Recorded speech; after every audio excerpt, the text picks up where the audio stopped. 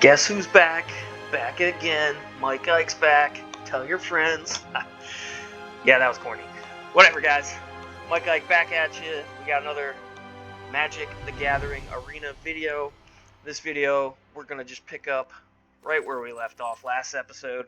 We're going to try to get one win in Standard.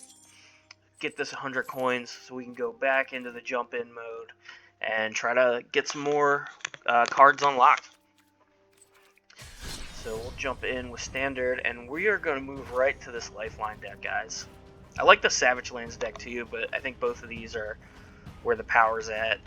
These are legit decks that you can push at least until gold, up to gold with, guys. Like, you're going to lose some matches, obviously, but you can really play these decks and push up, you know, with a little bit of tweaking.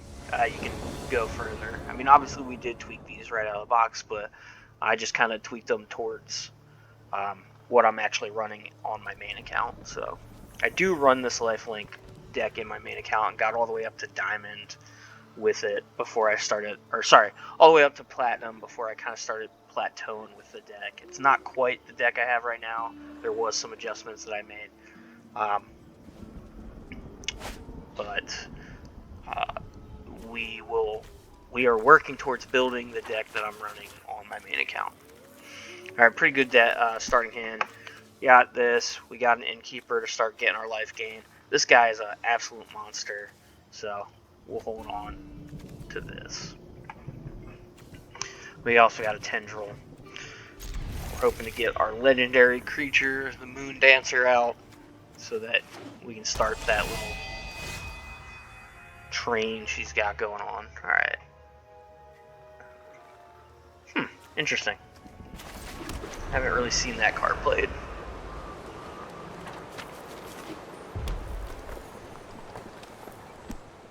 Okay, so he's running a red deck.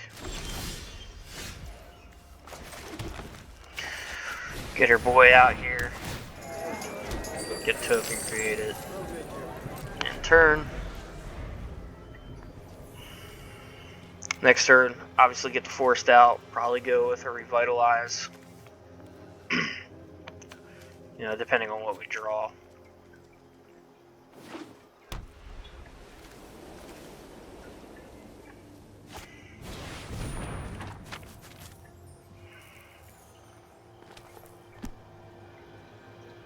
Okay, he doesn't have the mana to pay that, but he might.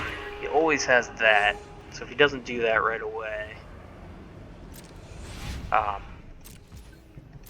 he didn't. He should have. Should have done that right away. That was a mistake by him. It does kind of change what we're looking at. We're gonna get this actual out right now. We're gonna get rid of that right away. We're not gonna play with that. Since we can get that hit out, might as well. We do have this in case he targets us with a Spark or something. We can give him XX. You gain 2 life, so that's a minimum of a 2/2. So if it's Spark, we can at least survive it. Next turn, we'll be getting this guy out. Again, unless my opponent plays something. Guys, if you have a card like this... Oh, he didn't cast a sorcery. Never mind, that's why. There you go. This is the guy I was talking about earlier that we're looking to add to this deck. It's a 1-drop, 1/1, has the same ability where you gain life, and then it has that nice Disturbed.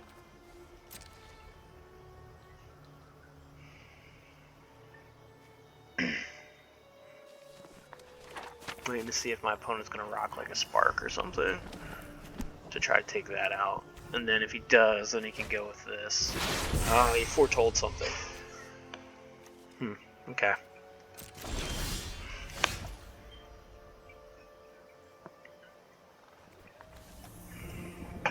We will rock that. Get this straight up out there.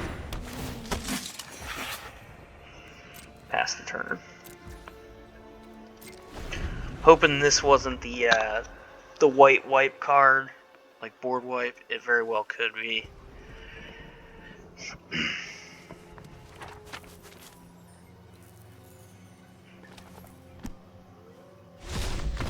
Oh, just concede. Get a win real quick. Easy there. Alright, cool. Here we go, guys. Ranked up bronze tier 2. Woohoo! Moving up in the world. No, that is important, guys. Like I said, we are this season going to be pushing for platinum at the very minimum. Hopefully up into diamond right out of here. I know people are like, oh, you know, you got to put money in this game. Guys, I'm telling you, with the stuff you unlock, especially when we get this color challenge complete and unlock a bunch of decks from that, with the cards that you have, you can move right up and get into, you could be pushing into diamond, right? So diamond, you have a whole month, right? So even if you just start out at the beginning of the season, guys, without spending any money, I know I did buy that $5 starter pack. That is the only money I've spent on this account so far. If you do want to throw a little money at the game, definitely do it there. But free to play, even if you don't spend that money, guys, you can push to diamond. At least diamond free to play. You definitely can. So don't let anybody tell you you can't. And hopefully following this channel, I will show you guys how to do that.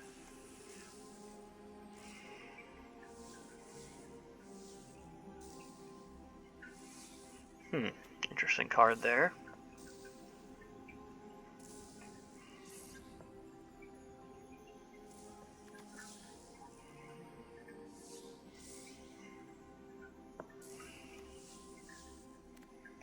Alright, let's see what our rare is. Okay. Adeline, Resplendent Cathar. 3-drop, Vigilance. Power is equal to the number of creatures you control. When you attack, for each opponent, create a one. It's tapped attacking. Decent card. Alright, guys, we're going to jump in right here. Got 1,000 gold, so we're going to jump in with this.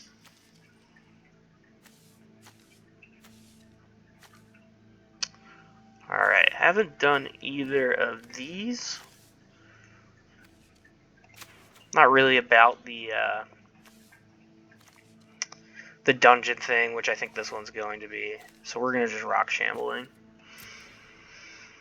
And Vampires. I think this is the one we were waiting for, guys, so kind of excited about that.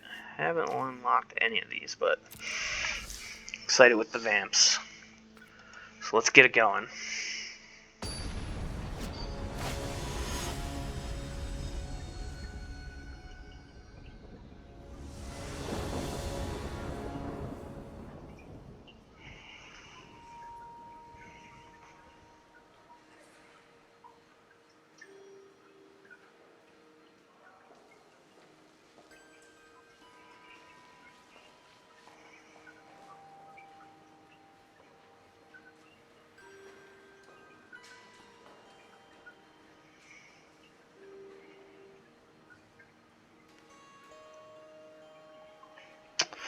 Alright, sure. Keep this and rock out with it.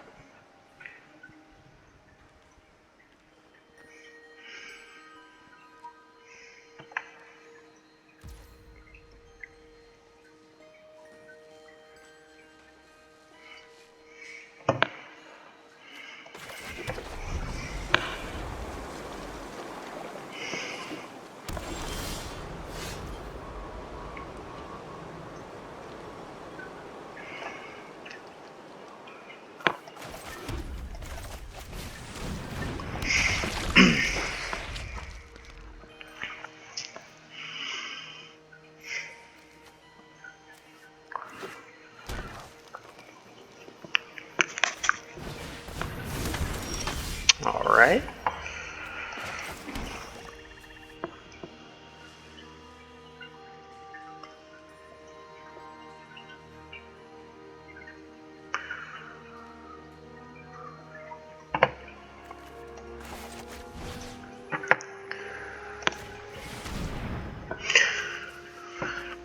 I think this is one of the things that's undercosted in this game, guys. I really do feel like discarding cards out of your opponent's hand is something that costs too little in this game. Right, here's a 3-card cost. My opponent has to discard 2 cards, right? Sets it back 2 cards, and we get a zombie out of it. I just feel like most decks don't have a lot of card gain. Like, the best ones do, right? But since a lot of other decks don't have a lot of ways, or at least the ways that they do, get card draw is kind of, usually mid to late game. Cards like that, where you can just set your opponent back 2 cards, really powerful, in my opinion.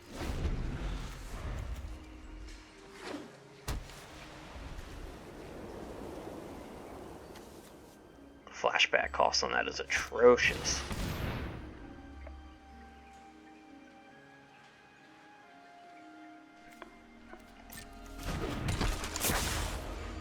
Alright.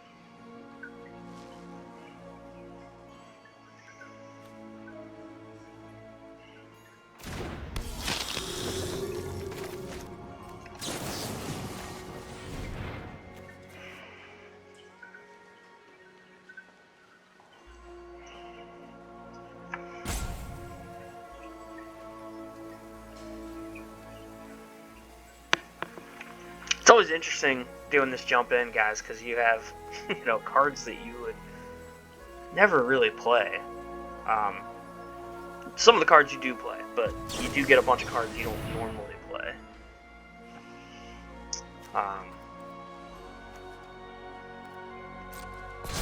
And because of that, you get these interesting little combos.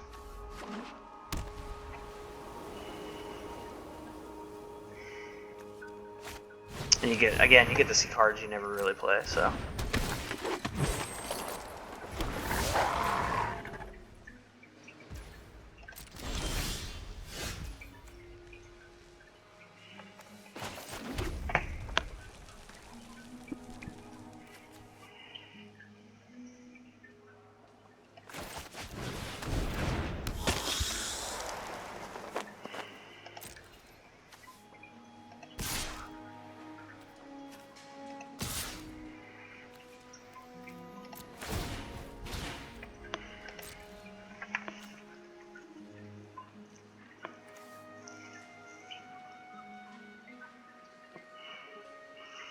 Curious to see what my opponent chooses to do here.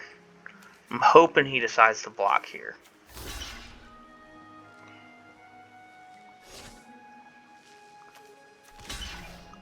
Okay.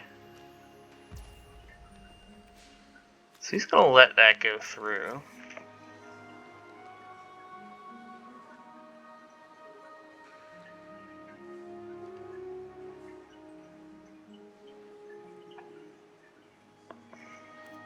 Okay.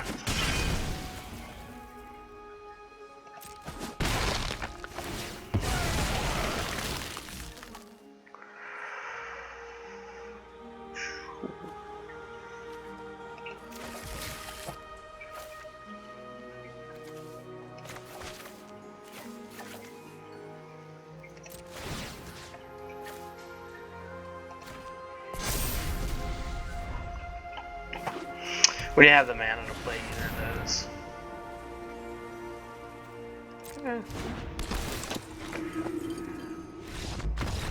Okay. Interesting. Don't know why the opponent decided to quit there. We both only had, he had 1 card in hand. Well, 1 card with flashback, but I only had 1 card in hand. And I think his board state was better than mine, so. Not sure why he chose to quit there, but I'm not going to complain. Got the win.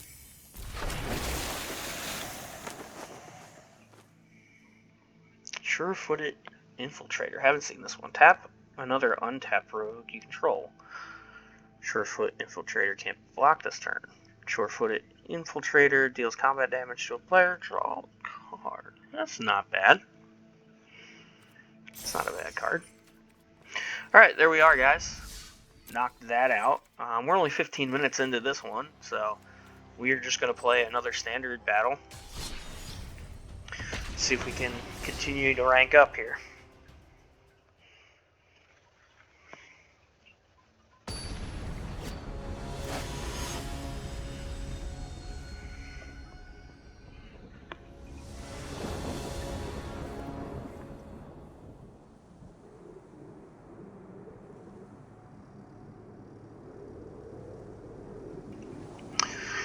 I like this starting hand, except for the fact that we don't have any planes, guys. If we had a plane, we'd be good to go, but since we don't, we definitely have to mulligan that. Alright, it's a little better. I don't know what of these two to get rid of. Probably gonna go with Expel since it costs more. Might have been better to keep Expel and get rid of this, because this, this depends on the power of our creatures, but still. Probably get him out first opportunity. And then get him out, that way we can start attacking with this guy.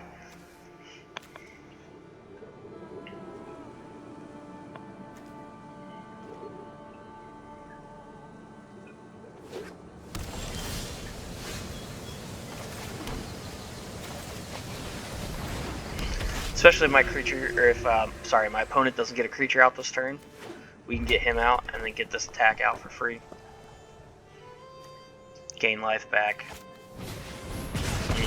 Okay. Going against one of those decks, that is fine. Get Moondancer out here. Next turn, we'll have this out on the field.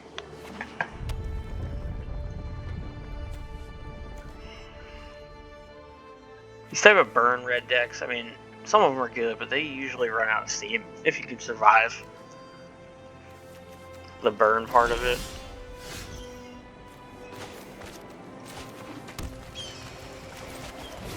So there you go. Now we're gonna have this guy out here. Okay. I mean, he might have a burn. It's waiting for this, it's fine.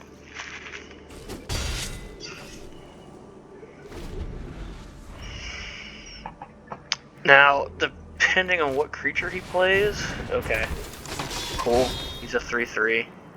What is he going to do, swing with him? Nope. And now I can deal with this. Boom. Gain 2 life, that'll trigger that. Yeah, that's not a bad card, so we'll keep that card. Play my Revitalize, gain a life again, draw that card up. Don't really need an extra mana, but an extra mana doesn't hurt, so we'll actually keep that, because next turn we'll play one of these.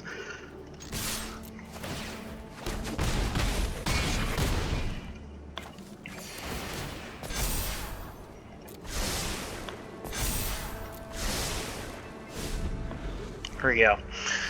Yeah, we compounded that real quick.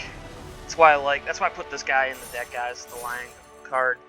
Just a 4/4 for 4 isn't great, but his ability is really good because those guys have lifelink. They're 1/1s, and it doesn't matter what your opponent does to those 1/1s, you're gaining 2 life off of that at a minimum. If you're running Cleric Clash, you're getting 2 life for each of them, which is going to be 4 life. And if you have her out, the Moondancer out, that's 2 times that you're putting +1/+1 counters on her, and you're going to get the Scry twice off of that. And just really, really good little combo there, a little synergy. Alright. So we're going to keep pushing here, guys. That battle went by really quickly. We're only 20 minutes into the video, so we'll keep pushing. Get another battle in, hopefully get another win, and then we'll probably call this video quits, you know, unless this is like another 2 to 3 minute battle. Alright, again, really good start here. This time we do have the plains here.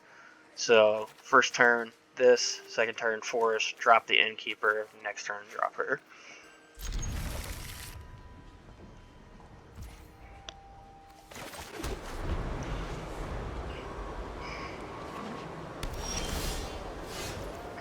Get the forest, get the innkeeper out.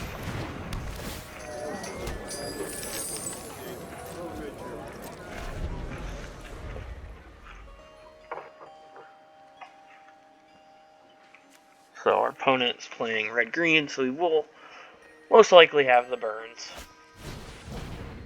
Oh, okay. Now he's running that Savage Land deck. So this will probably be a land drop next. And then attack.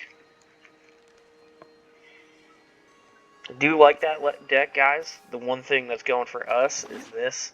Because after those lands drop, after they drop back on their turn, they go down. So, not really worried about that. Play this, get her out. Boom, we get the scry. We are not looking for mana. So, next. He has nothing. We'll get an attack in. And then we'll have this in case he has any kind of burn spell. Where he gets to target my guy. We can make him at a minimum 2/2.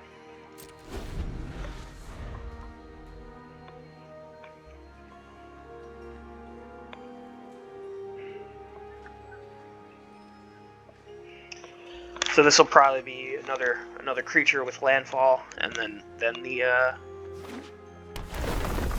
okay, he's going with Evolving Wilds here. Great card in this particular deck. Now you can crack it, right? And this creature's gonna go way up.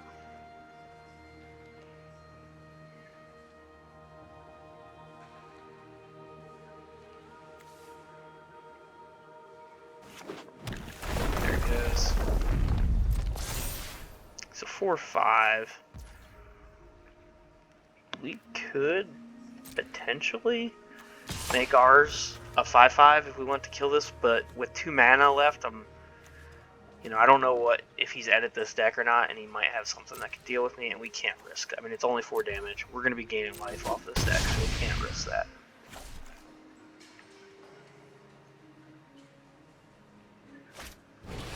Okay, so here he goes. He's going to try to kill that. Boom. Perfect.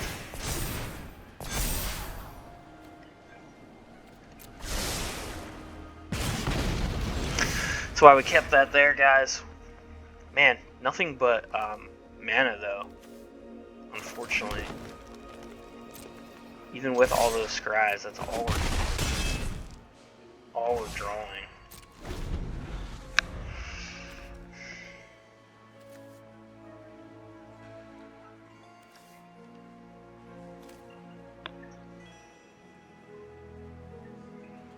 Need to draw up some creature spells.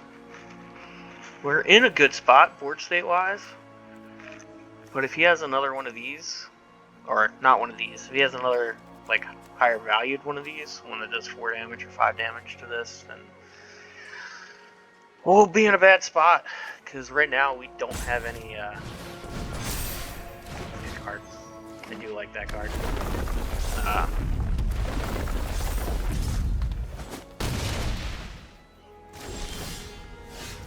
Man, can we draw anything but mana? We're gonna take care of this right now.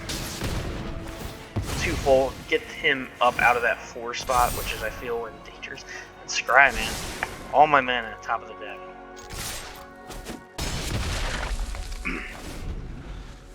Really just need anything but mana. It's unreal that all we're drawing is mana. That's like, I think since the start of the game, that's all we've drawn. That guy's a problem.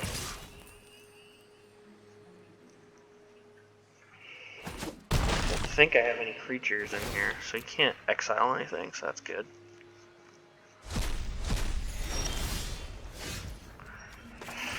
Alright, well, this will be nice because we'll get the scry first.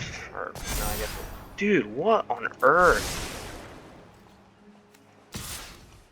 I mean... We're gonna get state, but jeez. Talk about awful. Randomizer here with the draw, with what we're drawing. Like, even drawing through with that.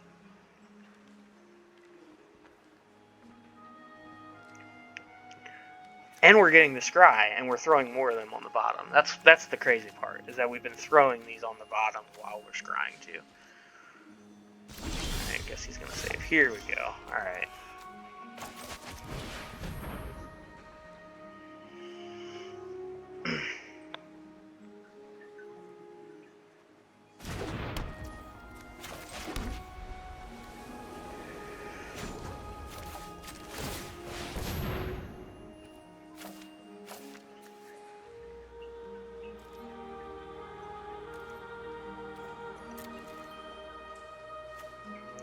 I mean, that's nice, but it doesn't really like solve any issues for us right now because we don't have anything. It just, if he kills one of these, we can bring it back. We still need this next card to not be a land, a mana. Land. We cast anything in the deck right now if we get it. Gosh, come on, man. Whatever. We're gonna swing with this. Make him block. If he kills, we'll revive.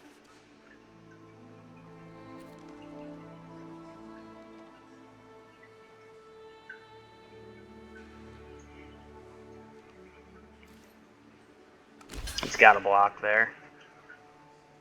See if he has any pumpers.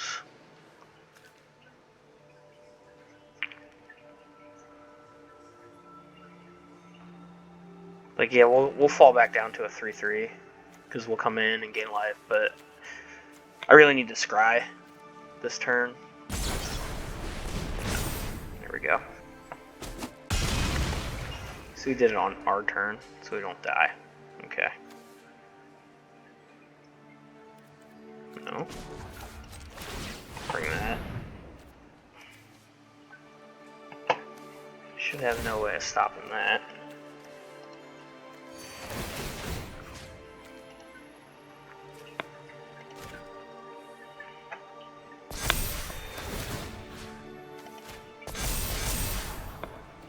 There we go.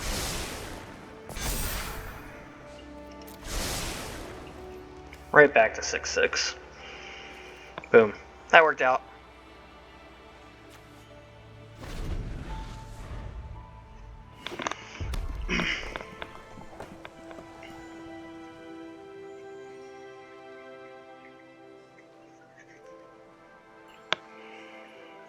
Get the unicorn in next time. I mean, if he has any kill spells, like anything that does any damage, he should be removing our innkeeper, right? That's where we're getting our life gain off of. So if I was him, I'd remove that innkeeper. But maybe he just doesn't have it. No, it looks like he might. He was just looking at the innkeeper there.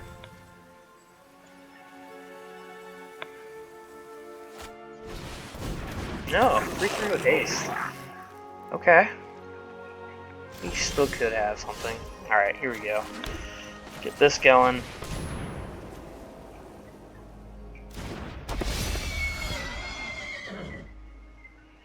She'll gain 1. She'll gain 1.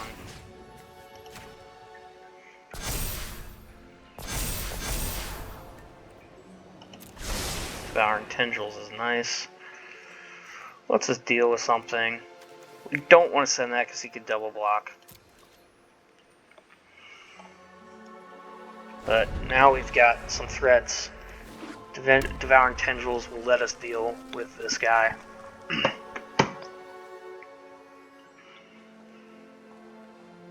We'll gain life off of it.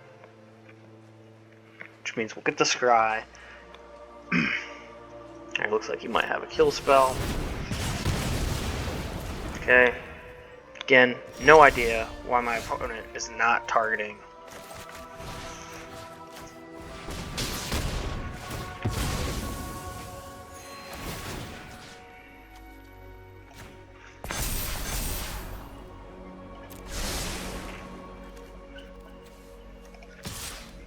Okay, he's got a block. Get the kill there. Now he's got a 9/9 to deal with. He's running green and red. He's not going to have the damage to remove this card. That is always something he can have.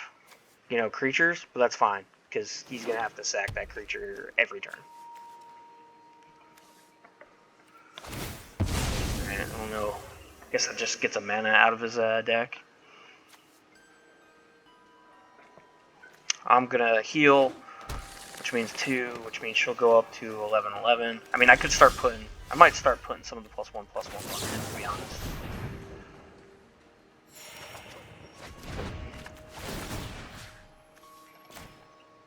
Because she's just going to get one anyway. Do not need any mana. We'll hold this to bluff a card for our opponent. And swing. He's got a block again. Even if he has one of those cards that's going to do double power toughness, which he's only got 2 anyway, we still deal with that. One of the things I've always thought this deck needed is some way to give trample to these big guys. So we actually might work on that. I think there might be a card or 2 that I can throw that gives trample. Because like right now, he can't deal with this creature, but as long as he gets a creature every turn, I can't deal with... you know, I can't get this damage through. Whereas just a single card with trample ends this game right now. Well, would have ended in a turn or 2. And now he's got 2 blockers. And I am unfortunately in this spot where all I can do is draw mana. It's all I've drawn all game. Alright, we'll swing with this. He's got to block with something.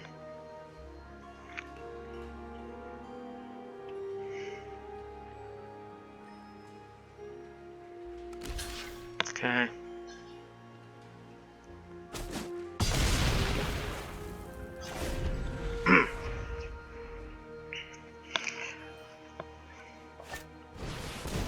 Alright, 3/3 with haste. I guess he could swing with that. Okay.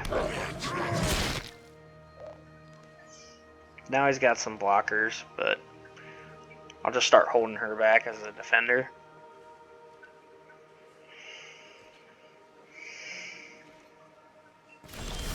Curious. Oh gosh. Of course.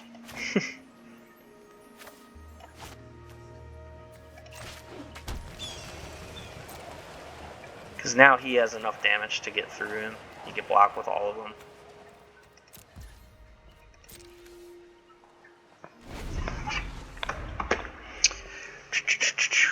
Really funky game with the draws. Like, we could have ended this game if we had slightly better draws. We could have ended this game a while ago.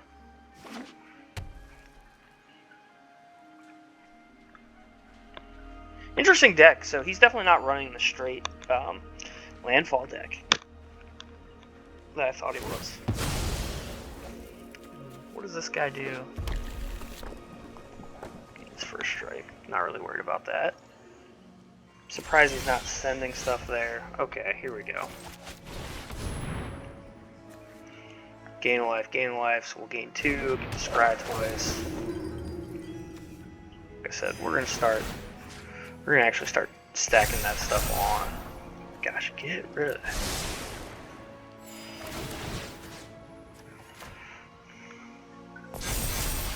There we go. That really is the card we've been looking for. Right, now we've got a 12/12. If we attacked, our opponent would just block here. Right? So, we just won't block. Anytime we gain life, we're going to throw it on this guy. This guy can become an issue pretty quick, too. When he gets these +1/+1 counters. He's already toughness 6, so he's kind of out of the reach of a lot of Red's kill spells. I say kill, they're damage spells, but obviously he's out. This guy's still in reach. Alright, he should have done that a long time ago. But not really worried about it now. Okay. Alright. He has to send him, so...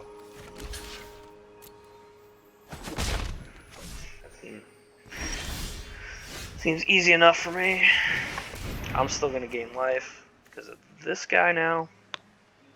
Which means I'm actually going to put that +1/+1 counter on him. Get the Scry. Prosperous Innkeeper. Wild Good. Well, you know what? Any creature card we get right now is a good card. My opponent seems to be in this thing where he wants to sit and wait. Where both of our decks are and the board state we're in, sit and wait doesn't favor him. Alright, because he's not going to have the kill spells to deal with this stuff, where I do. He's got to send that. I'm never worried about like a double spell or anything there. Taking care of her. Here we go. Get him out. Get to put another +1/+1 counter. That +1/+1 counter comes out, and it goes right on this guy. Our life total's at 37. We will keep that up on top as well. Next. Now I get to swing. We're going to swing with both of those and make him deal with them.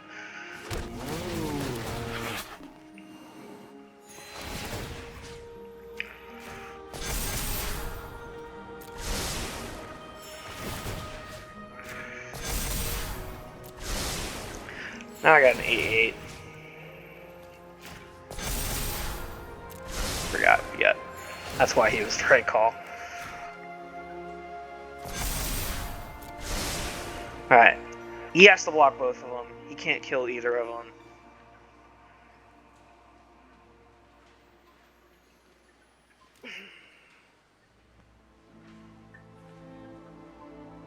Like, this game's over. He should know that right now. Okay. And you're just going to eat 18 damage? Sure. I guess he gets the kill. One kill on, wow. Cool. Alright, interesting game there. We kind of got screwed a little bit with the mana. Just constant mana there. Mana flood it, and we're still able to pull it out just because this deck's really good. He had no answer. A lot of times, guys, when you're playing a red deck, especially a red-green deck like that, there are answers to killing stuff, right? Red-green. Red is doing direct damage with like spells that are going to do damage to your creature. Usually, if you can get out of the 4 toughness range, like obviously getting to 3 gets you out of spark range. But then he has there's plenty of like 2-cost spells that are going to do 3, and then there's some that are going to do 4. But if you can get to the 5 toughness threshold, red starts to have trouble dealing with creatures. Green's kill spells are just like the ones we have, which are like, you know, my creature fights your creature, does damage equal to its power. That stuff, same thing. If you can get your creatures up faster than he can, and you're always maintaining creatures that are higher toughness than his power creatures, you have the advantage there. And with just how that deck does, like, once the Moondancer got up to like 8/8 or whatever, he didn't have an answer. His answer was really one of the key moments of that game is when he attacked with Frogmoth, or the frog whatever guy that's a 4/4 with trample and haste. If I had blocked with my Teresa there, I think my Teresa or whatever the heck, the Moondancer, if I had blocked with her, I was a 6/6. You saw on the turn later when I attacked into and he blocked with that, he had that spell that doubles the power. If I had blocked there, he would have killed her and I would have had no answers and would have been in a really bad spot. So, always be mindful of that, guys. You know, you don't always have to block, especially in that deck where I knew I was going to gain a lot of health. I wasn't worried about just taking 4 damage. Anyway, guys, we hit the 40-minute mark. That was a long battle. So we're going to call this episode complete. Really thankful for all you guys that have subscribed and are, watching my videos. Um, if you haven't subscribed and you're watching, please, subscribe, hit that like button, leave me a comment, stuff to work on, ideas, whatever you guys, stuff you'd like to see, whatever you guys want, go ahead and leave me a comment. I really appreciate it. Um, with that, guys, this has been Mike Ike MTG. Thanks for watching. Hope you have a great day.